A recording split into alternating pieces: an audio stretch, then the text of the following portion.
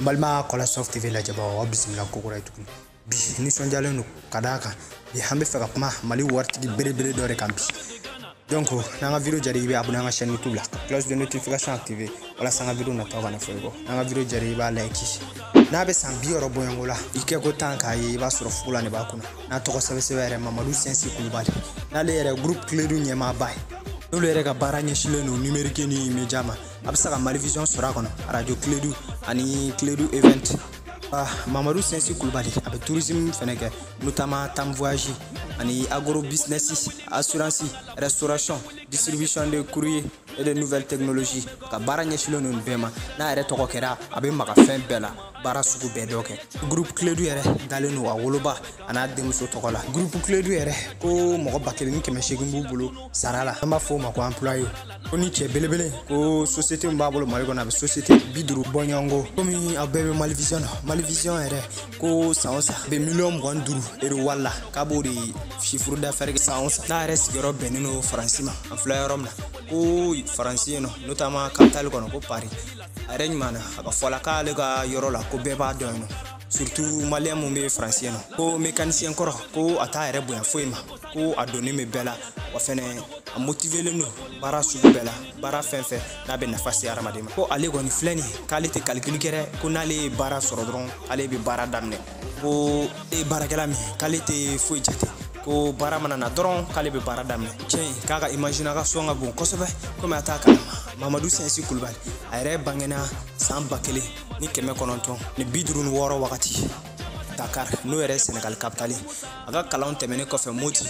akilla kana Bamako o be banen ko fe asola kata France notamment France capitale ere no e Paris ko aka kon bedam nenene notamment ko ay société de surveillance dore kiri samba kele ni keme kononton ni biolon la wakati ko France quartier me ko bandi aka bon ko sobe donc ay société de surveillance munga baranye shileno ka yoro tangana notamment adam ne supermarché dore la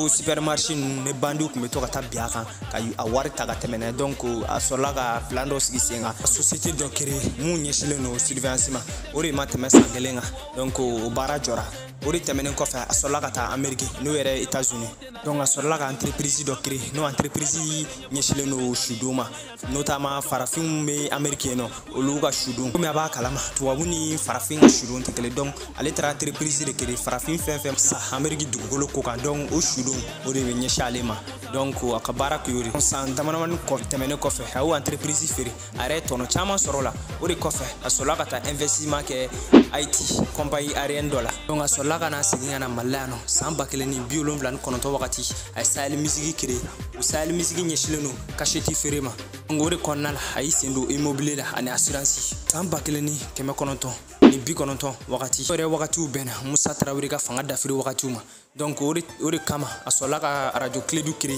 radio Clédou mi yere no onyeshileno démocratie la fasalima ereka fola ko ale be faka tori sor ka don ka teme warika na reba wele ko patron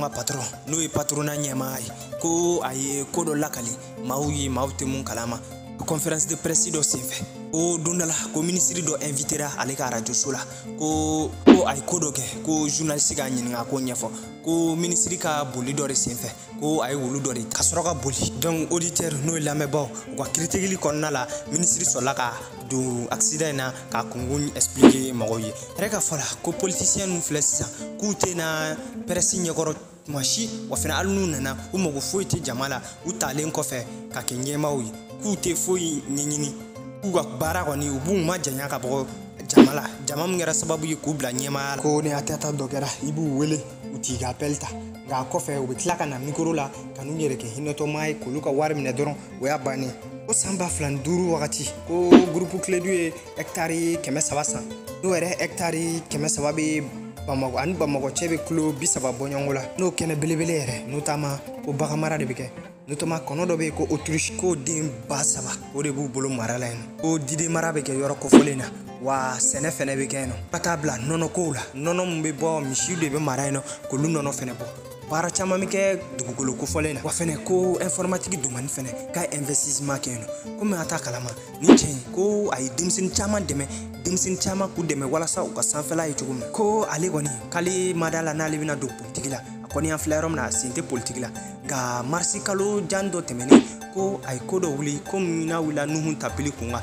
no yɛrɛ ko ye président de la Cour suprême e ka kuma la ko maa yuruguyurugule ka tɛmɛ bɛɛ ka Mali kɔnɔ ko ye Nuhu Ntanpili wa a ka jugu ni Mali den bɛɛ Nuhu Ntanpili yɛrɛ ko siraɲɛfɛn no a y'o fɔ ka fara a kan wa fɛnɛ ŋanamu mɔgɔ do a y'o fɛnɛ fɔ a y'a fɔ fɛnɛ ko Nuhu Ntanpili ye mɔgɔ fɔlɔ de a ka lisi sanfɛ a ka lisi min yɛrɛ ko mɔgɔ 200 do mɔgɔ 200 fɔlen ko u bɛɛ maa yuruguyurugulenw ye wa donna nataw la k'a bɛn'u bɛɛ tɔgɔ fɔ kelen kelen walasa u k'u jɔyɔrɔ bila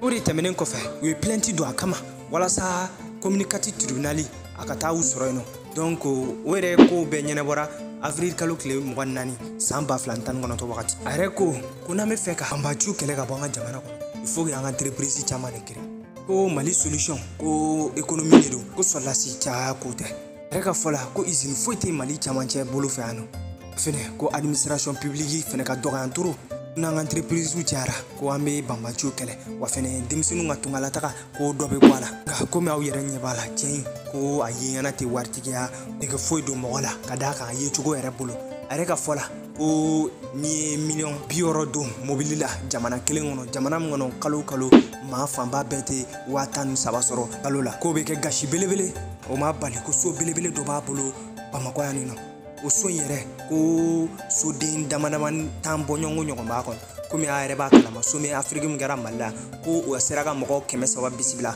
so in yɛrɛ o du terrain kɔnɔna la ko bama damadamanin bɛ wa fɛnɛ jardin ɲɛnamaw bɛ yen nɔ ko a yɛrɛ so in jɔcogo la jɔcogo min bɛ farafinna jɔcogo ko fɔ